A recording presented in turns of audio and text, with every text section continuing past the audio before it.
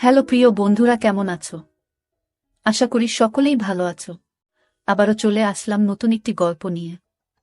গল্পটি শেষ পর্যন্ত শুনলে তোমাদের দাঁড়িয়ে যাবে। ভার্সিটি লাইফের শুরু থেকে অনেক বছর ধরে গ্রামে যাওয়া হয়নি। এর মধ্যে পড়াশোনা শেষ করে 2-4টি চাকরি পাল্টেছি। কয়েক মাস আগে বিয়েও করে ফেলেছি। ছোটবেলা থেকেই মফস্বলের মাটির সোদা গন্ধ আমার প্রিয়। একসময় স্কুলের ছুটি শেষ হয়ে গেলেও মায়ের কাছে আরও 2-4 দিন থাকার বায়না ধরে কান্নাকাটি করতাম। শহুরে ঘিঞ্জি পরিবেশ, দূষিত আবহাওয়ায় একসময় দম বন্ধ হয়ে আসত। বড় হবার সঙ্গে সঙ্গে কেমন করে যেন বাতাসে সীসার গন্ধকে আপন করে নিতে শিখলাম। গ্রামে বাবার বসতভিটা বলে যে কিছু আছে তা ভুলেই যেতে বসেছিলাম। হঠাৎ ছোট চাচার চিঠি পেয়ে অতীতের সব স্মৃতি মনে পড়তে লাগল। আকবর চাচা আমার চেয়ে 2-3 বছরের বড়। অনার্স কমপ্লিট করে সদরের পৈতৃক ব্যবসা দেখভাল করছেন। বড় 4 ভাইয়ের পর ছোট চাচা অবশেষে বিয়ে করতে চলেছেন। পাত্রী পার্শ্ববর্তী গায়ের, অনেকটা প্রেমের বিয়ে বলা চলে। তবে 2 পরিবারের সম্মতিতে বিয়ে হচ্ছে। এমনিতে গায়ে যাবার কোনো ইচ্ছে আমার ছিল না। তবে আমাদের দুজনেরই লম্বা একটা ছুটি রয়েছে সামনে। ছুটিতে এদিক ওদিক যাবার প্ল্যান করছিলাম কিছুদিন ধরে। সাদিয়া যেহেতু আমাদের গ্রামের বাড়িতে কখনো যায়নি, ভাবলাম এই সুযোগে দুজনে ঘুরে আসুক ছোটবেলার আবেগের স্থানগুলো থেকে। বাধাছাদা করে বিয়ের 4 দিন আগে এসি বাসে করে রওনা দিলাম। পরন্তু বিকেলে বাস থেকে নামতেই মফস্বল শহরের পোড়া তেল ও মাটির গন্ধ নাকে এসে ধাক্কা দিল।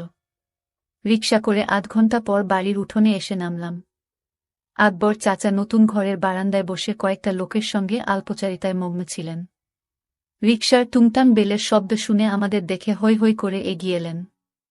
ছোট বড় চাচাত ভাই বোন, চাচা চাচিরা এসে ঘরে ভিড় করতে লাগলেন। এতদিন পর তাদের দেখতে আসার কথা কিভাবে মনে পড়ল, সবার মুখেই এই প্রশ্ন। কিছু না বলে জবাবে আমি শুধু হাসি। সাদিয়া এমনিতেই বেশ ব্যক্তিত্বপূর্ণ মেয়ে, কিন্তু গ্রামে এত মানুষের ভিড়ে সে মাথায় বল করে ঘোমটা দিয়ে বসে আছে। হা হু করে চাচিদের প্রশ্নের সংক্ষিপ্ত জবাব দেওয়ার চেষ্টা করছে। ছোট ছোট ছেলেমেয়েরা হা করে সুন্দরী বউয়ের দিকে চেয়ে আছে দেখে আমার খুব হাসি পেল। হাত মুখ ধুয়ে বরচাচির ঘরে গরম ভাত, ডিম ভাজি ও মুগ ডাল দিয়ে আয়েশ করে খেয়ে বাড়ির বাইরে বেরোলাম। পরিচিত খাবারের স্বাদও গ্রামে এলে কেমন বদলে যায়। মাটির রাস্তায় পাশাপাশি হাঁটতে হাঁটতে বউ বলল, চাচির রান্না খুব ভালো হয়েছে। আমি সায় দিয়ে বললাম, ছোটবেলায় গ্রামে এলে সবসময় বরচাচির ঘরেই খেতাম। উনি যা রাঁধেন সবই অমৃতের মতো লাগে। পূব দিকে বিলের ধারে আমাদের জমিগুলোতে নানা ধরনের সবজির চাষ হয়েছে। বউকে ঘুরিয়ে ঘুরিয়ে সব দেখিয়ে সন্ধ্যার পরপর বাড়ি ফিরলাম। রাতে উঠোনে জ্বালানো আগুনের চারপাশে বসে অনেকদিন পর প্রাণভরে গল্প করলাম সবার সাথে। সাদিয়াও এর মধ্যে গায়ের সহজ সরল মানুষগুলোর সঙ্গে মানিয়ে নিয়েছে। রাতের খাবার খেয়ে 8:30টার দিকে চাচাতো ভাইয়ের দেখিয়ে দেয়া ঘরে এসে ঢুকলাম। বিয়ে উপলক্ষে অনেক মেহমান হাজির হয়েছে। আমার ঘরে 2 দিন আগে অন্য কোনো অতিথি ঠাঁই হয়েছে, তাই মেজ চাচার ঘরে আমাদের জায়গা হয়েছে। মেজ চাচার নতুন ঘরে ঢুকে দেখি আমাদের ব্যাগগুলো এখানে এনে রাখা। ঘরে আসবাবপত্র তেমন কিছু নেই। পাকা নতুন ঘরটিতে চাচা এখনো উঠেননি বলে মনে হচ্ছে। ঘরের মাঝখানে সেগুন কাঠের বিশাল খাট। নতুন খাট থেকে বার্নিশের গন্ধ বেরোচ্ছে।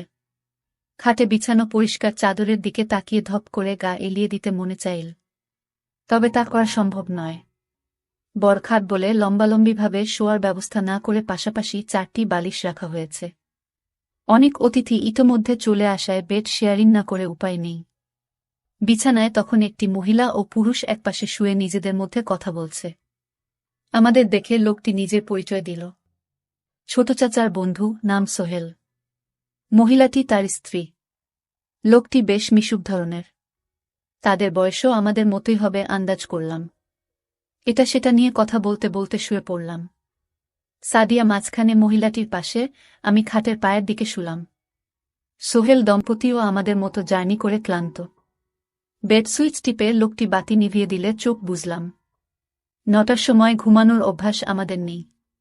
বাসায় ফিরতে ফিরতেই কখনো কখনো 9টা বেজে যায়। বাইরের ঝিঝি পোকার ডাক আর নতুন পরিবেশে এত তাড়াতাড়ি ঘুম ধরবে বলে মনে হল না। 8 ঘণ্টার মতো শুয়ে থাকার পর শরীরের ম্যাজম্যাজে ভাব কমে এল। না ধরছে ঘুম, না গল্প করা যাচ্ছে বউয়ের সঙ্গে। বিরক্ত হয়ে অন্ধকারে হাত বাড়িয়ে সাদিয়াকে খোঁচা দিলাম জেগে আছে কিনা বোঝার জন্য। আন্দাজ করে ঘাড়ের দিকে হাত বাড়ালাম, কিন্তু নরম কিছু ঠেকল হাতে। সাদিয়া একটু নড়ে উঠল। ক্লান্তিতে সারাদিন বউয়ের সঙ্গে কিছু করার কথা মাথায় আসেনি। হঠাৎ করেই প্রেমিক মন জেগে উঠল। হাত মুঠো করে শুরু করলাম। অন্য হাত রাখতেই সাদিয়া কাত হয়ে আমার দিকে ঘুরে এলো। বালিশে মাথা ঘষতে ঘষতে বামে সরে এলাম। বউয়ের কপালে ঠেকল। গোল করে ঠান্ডা চকাস শব্দে খেলাম। মাথার উপর ঘর ঘুটিয়ে ফ্যান ঘুরছে। আওয়াজ অন্যদের শুনতে পাওয়ার কথা নয়। শেষবার যখন গ্রামে এসেছিলাম তখনও বিদ্যুৎও ছিল না। বছর 4 আগে পল্লী বিদ্যুতের আওতায় মানুষ কৃত্রিম আলো বাতাসের দেখা পায়। কপালের পর নাকের ডগায়। গালের মসৃণ চামড়া হয়ে সাদিয়ার শুষ্ক নরম ভিজিয়ে খেতে শুরু করলাম। খেতে খেতে বউয়ের বাম হাতের জোর বাড়ালাম। বউ নিচ থেকেই এক হাত নামিয়ে সামনেটায় হাত দাতে শুরু করল। কবজির চাপ পড়ায় গিট খুলে আপনা থেকে হটকে গেল। অন্ধকারে 2 আঙুলে খুলতে পারলাম না। নড়াচড়ার ফলে খাট মাঝে মাঝে ক্যাচক্যাচিয়ে উঠছে। অপর পাশে শুয়ে থাকা দম্পতিটিও সম্ভবত দেরি করে ঘুমিয়ে অভ্যস্ত। তারাও এপাশ ওপাশ করে ঘুমানোর চেষ্টা করছে বলে মনে হল। মুখ ছাড়িয়ে পেছনে সরে এসে হাঁটুতে ভর দিয়ে বসলাম। বিছানা থেকে নামতে নামতে ভাই বললেন, বাইরে যাবা? গেলে আসো। খাট থেকে নেমে স্যান্ডেল পায়ে দিয়ে তার পেছন পেছন বাইরে বেরোলাম। গ্রামে এলে আর যাই হোক বেওয়ারিশ স্যান্ডেল পেতে অসুবিধা হয় না। ঘরের পাশে উঠোনের এক কোণে দাঁড়িয়ে চাচার বন্ধুটি সিগারেট ফুঁকছে। আমি কাছে যেতেই গোল্ড লিফের প্যাকেটটি বাড়িয়ে দিল, সঙ্গে লাইটার। একটি শলাকা টেনে ঠোঁটে চেপে আগুন ধরিয়ে ভুস ভুস করে ধোঁয়া ছাড়তে শুরু করলাম। শেষ করতে পারো নাই? আঙুলের ফাঁকে সিগারেট রেখে আমার দিকে তাকিয়ে প্রশ্ন করলেন। আমি বুঝতে পারলাম না। বুঝো নাই? হার্ড হয়েছিল তোমারটা, বলে আমার লুঙ্গির দিকে নির্দেশ করলেন। সুতি কাপড়ের সামনের দিকটা একটু বেশি উঁচু হয়ে আছে। ওহ, হা হা, আপনি লাইট জ্বালিয়ে ফেললেন তাই। আমি বিব্রত ভঙ্গিতে হাসার চেষ্টা করলাম। No problem, what happens? আমরাও ভাবছিলাম তোমরা ঘুমিয়ে পড়েছ। কতক্ষণ ধরে করতেছিলা? এই তো কয়েক মিনিট। হাত দিয়ে অবাধ্য শাবল চেপে ধরতে ধরতে বললাম। উনি সেটি লক্ষ্য করলেন। চাপ লাগতেছে? আমি বউকে নিয়ে বাইরে দাঁড়াই, তোমরা শেষ করে আস। আরে না না, সমস্যা নাই ভাই। ভাইয়ের অতি উৎসাহ দেখে ভিড়মি খেলাম। আচ্ছা, সারা রাত তো বাকিই আছে। হে হে, বলেই বাম হাতে লুঙ্গির উপর দিয়ে নিজের শাবলটা কচলাতে শুরু করলেন।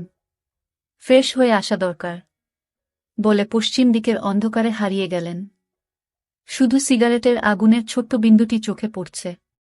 সোহেল ভাই ফিরে আসার পর অনেকক্ষণ ধরে আধো অন্ধকার উঠোনে দাঁড়িয়ে আলাপ চলল। উনি চট্টগ্রামে একটি বহুজাতিক কোম্পানিতে চাকরি করেন। আকবর চাচা চট্টগ্রাম বিশ্ববিদ্যালয়ে পড়ালেখা করার সময় তার সাথে পরিচয় হয়। বাবা মা ঢাকায় থাকেন, উনি পড়াশোনা শেষ করে চট্টগ্রামেই চাকরি নিয়েছেন। আমাদের মতোই 6-7 মাস আগে বিয়ে করেছেন। তবে আমাদেরটি প্রেমের বিয়ে হলেও তাদেরটি পারিবারিকভাবে হয়েছে। সোহেল ভাই আমাদের চেয়ে কয়েক বছরের বড়, তবে উনার স্ত্রী আমার চেয়ে বয়সে ছোট। কথা বলতে বলতে দুজন বেশ সহজ হয়ে এলাম। কেউই কিছুক্ষণ আগে বিব্রতকর পরিস্থিতির কথা আর তুললাম না। সিগারেট শেষ করে বাথরুম হয়ে কলের ঠান্ডা পানিতে হাত মুখ ধুয়ে নিলাম। সোহেল ভাই বললেন, ওরা হয়তো লজ্জা পেয়ে আসছে না। আমার হাতে সিগারেটের প্যাকেট আর লাইটার দিয়ে ভেতরে গিয়ে নিজের স্ত্রী আর সাদিয়াকে ডেকে নিয়ে এলেন। বিরাট উঠানের চারপাশের সব চাচাদের আলাদা আলাদা ঘর। বাড়ির পশ্চিম কোণে বাঁশবাগানের পাশে পাকা বাথরুম এবং চাপকল। সাদিয়া এবং ভাবি মাথায় কাপড় দিয়ে আমাদের দিকে না তাকিয়ে সেদিকে চলে গেল ফ্রেশ হতে। ওরা ঘরে ঢুকে গেলে আমরাও ভেতরে এসে দরজা দিলাম। ক্লান্তিকর দিনের শেষে ভালোবাসায় সিক্ত তরল নিঃসরণ করতে না পেরে অতৃপ্তি নিয়ে ঘুমালাম। তাড়াতাড়ি ঘুমানোর পরও সকাল 8টায় ঘুম ভাঙল। জেগে উঠে দেখি সোহেল ভাই বা ভাবি কেউ বিছানায় নেই। সাদিয়া ঘরের এক কোণে রাখা ড্রেসিং টেবিলের সামনে বসে চুল ঠিক করছে। রাতের বিব্রত ভাব উবে গিয়ে খুশি খুশি ভাব দেখা দিয়েছে মুখ জুড়ে। চাচাত বোনেরা বলেছে নাস্তার আগে ওকে নিয়ে গ্রামে ঘুরতে বেরোবে, তাই হালকা সাজগোজ করে নিচ্ছে। বড় দুই চাচি ৩-৪ পদের পিঠা বানাচ্ছেন অতিথিদের জন্য। সকালের মৃদু ঠান্ডা বাতাস, ঘন কুয়াশায় ভাপ ওঠা পিঠা মন্দ লাগবে না। গ্রামে নাস্তা করতে করতে অনেক দেরি হয়ে যায়। বউ, সুবর্ণা ভাবি সহ আরও কয়েকজন শহুরে মেয়ে বউকে সঙ্গে নিয়ে চাচাতো বোনেরা বেরিয়ে গেলে। শার্ট গায়ে জড়িয়ে হাতমুখ ধুয়ে হাঁটতে হাঁটতে পশ্চিম দিকে এগোতে শুরু করলাম। বাঁশঝাড়, কলার বিশাল বাগান, আকাশচুম্বী শিমুল গাছের পর থেকে শুধুই বিস্তীর্ণ ফসলের মাঠ। নানারকম শাক সবজি ও বিশালায়তন পাটক্ষেতের মধ্য দিয়ে যাতায়াতের জন্য রয়েছে সরু আইল। প্রথমেই একটি কুমড়ো ক্ষেত। এখানে এসে হাঁটা থামিয়ে সামনে পেছনে খুব মনোযোগ দিয়ে লক্ষ্য করলাম, কেউ নেই। মিনিট ৫ পর দ্রুত পায়ে কারো আসার শব্দ পেলাম। হ্যাঁ, লুনাই আসছে। আমাকে দেখে দূর থেকে চকচকে দাঁত ভাসিয়ে হেসে দিল। রবিন ভাই, কেমন আছো? কাছে এসে দাঁড়ানোর পর প্রথম প্রশ্ন। আমি ইতিবাচক জবাব দিয়ে কুশল বিনিময় সমাপ্ত করলাম। ছোটবেলায় লুনাকে শেষবার দেখেছি। কয়েক বছরে গায়ে গতরে অনকে বেড়ে উঠেছে। সাদা লোকাট কামিজে বেগুনি পলকা ডট ডিজাইন, ওপর থেকে সরিয়ে গলায় পেঁচিয়ে নীল। আমাদের বাড়ির কয়েক বাড়ি পরের এক চাচার মেয়ে লুনা। ফর্সা হাসিখুশি মেয়েটি মায়ের মতোই উচ্চতায় খাটো। পড়ালেখার কথা জিজ্ঞেস করায় বলল, আগামীবার এইচএসসি দেবে। ১ মাস পর টেস্ট পরীক্ষা। কথা বলতে বলতে লুনা আইল ধরে সামনে এগিয়ে চলল, আমি পেছন পেছন। সোহাগ কোথায় তা জিজ্ঞেস করায় বলল সে জানে না। হাঁটতে হাঁটতে কয়েকটি জমি পেরিয়ে একটি পাটক্ষেতের সামনে দিয়ে যাবার সময় হঠাৎ থেমে ১০ ফুটি মোটা মোটা পাটগাছগুলো দুহাতে সরিয়ে ভেতরে এক পা রেখে লুনা পেছন ফিরে বলল, এই দিক দিয়ে আসো, রবিন ভাই। চারদিকে আরও একবার তাকিয়ে দুরু দুরু বুকে লুনার পেছন পেছন পাট সরিয়ে ভেতরে ঢুকে পড়লাম। ৪-৫ কদম যেতেই দেখা গেল পাট কেটে সরু পথ তৈরি করা আছে। হাঁটতে হাঁটতে ক্ষেতের মাঝখানে পৌঁছে দেখি বেশ খানিকটা পরিষ্কার জায়গা। আশেপাশের লম্বা পাট খোলা জায়গার উপর ঢলে পড়ায় সরু গলি বা চট বিছানো। এই জায়গাটুকু উঁচু কোনো স্থান থেকেও কারো নজরে পড়ার কথা নয়। স্যান্ডেল খুলে লম্বা করে পাতা চটের উপর দাঁড়িয়ে তার উপর ফেলে দিল লুনা। আমার তাড়াহুড়ো দেখে লুনা খিলখিলিয়ে হেসে ফেলল। আমি যে খুব একটা পাগল মানুষ তা নয়, কিন্তু গ্রামে এলেই পুরানো বন্ধুবান্ধবদের সঙ্গে দেখা হয়ে যায়। কাল রাতে সোহাগের সঙ্গে দেখা হলো কয়েক বছর পর। দেখা হবার পর থেকেই মেয়ে মানুষ নিয়ে রসালো সব গল্প করতে শুরু করল। গ্রামে সবসময় ২-৪টে মেয়ে থাকে যারা একটু সাহসী হয়। পুটিয়ে ফেলতে পারলে এদের নিয়ে মন ভরে। শহুরে কোনো ব্যান আমি গ্রীষ্মের ছুটি পেলেই গ্রামে চলে আসতাম। সারাদিন বনে বাদারে ঘোরাঘুরি, কাঁচা পাকা নানান জাতের ফল খাওয়া আর কাছের দূরের চাচাত ভাই বন্ধুদের সঙ্গে ঘুরে বেড়ানোই ছিল কাজ। কাঠফাটা গরমে বাড়ির পূবপাশে নদীতে ছেলেরা সাঁতরে বেড়ায়। আমি পাড়ে বসে মগ দিয়ে পানি ঢেলে গোসল করি। সেবার সাঁতার শিখব বলে জেদ চেপে গেল। জিন্স প্যান্ট আর গেঞ্জি গায়ে পানিতে নেমেই হাবুডুবু খেলাম। বন্ধুরা বলল এরকম ভারী কাপড় চোপড় নিয়ে সাঁতার কাটা যাবে না, এসব খুলে পানিতে নামতে হবে। ছেলেরা সবাই লুঙ্গি গুটিয়ে কাঁচা বেঁধে সাঁতার কাটে।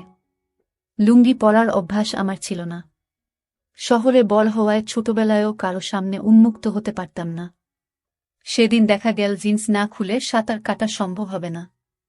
জেদ চেপে যাওয়ায় গেঞ্জি প্যান্ট খুলে নদীতে ঝাঁপিয়ে পড়লাম। নাকানি চুবানি খেতে খেতে প্রথম দিনই পানিতে ভেসে থাকার কৌশল অনেকটা আয়ত্ত করে ফেললাম। পাড়ে এসে উঠার পরপর ঘাটে দাঁড়ানো কিশোরী মেয়েরা আমাকে দেখে মুখ টিপে হাসতে শুরু করল। এত বছরে আমাকে কাপড় ছাড়া গোসল করতে দেখেনি কেউ। আজ সাঁতার কাটার লোভে দিগম্বর হয়েছি বলে বয়স্ক চাচিরাও কৌতুকপূর্ণ চোখে তাকান। কাপড় পরে বাড়িতে ফিরে আসার পর দুপুরে ভাত খেতে খেতে মেয়েদের হাসাহাসির কারণ বুঝতে পেরে নিজেকে আস্ত গাধা বলে মনে হল।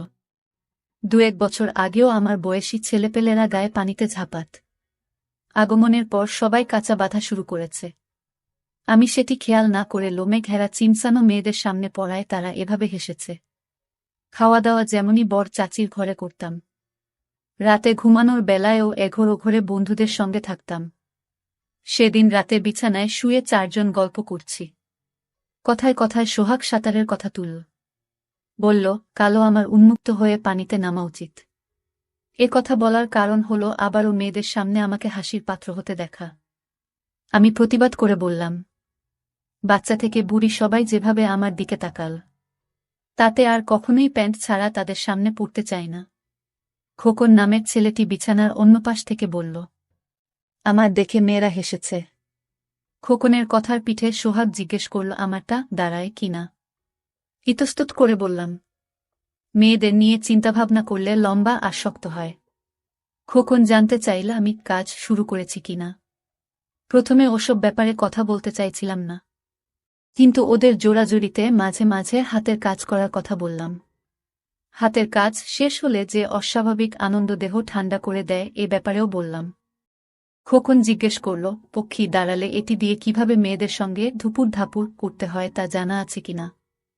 আঞ্চলিক নামের ব্যাপারে পূর্বে কোনো ধারণা ছিল না, তবে ইচড়ে পাকা বন্ধুর বাসায় ভিসিআরে ভিডিও দেখে ভালো ধারণা অর্জন করেছিলাম। বন্ধুটি বাবার মুভি কালেকশনের মাঝে কতগুলো ওই টেপ পেয়ে যায় এবং ঘনিষ্ঠ 2-3 জনকে দেখার সুযোগ দেয়।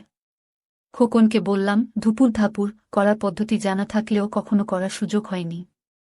শুনে ওরা অন্ধকারে কিছুক্ষণ মুখ চাওয়াচাওয়ি করল।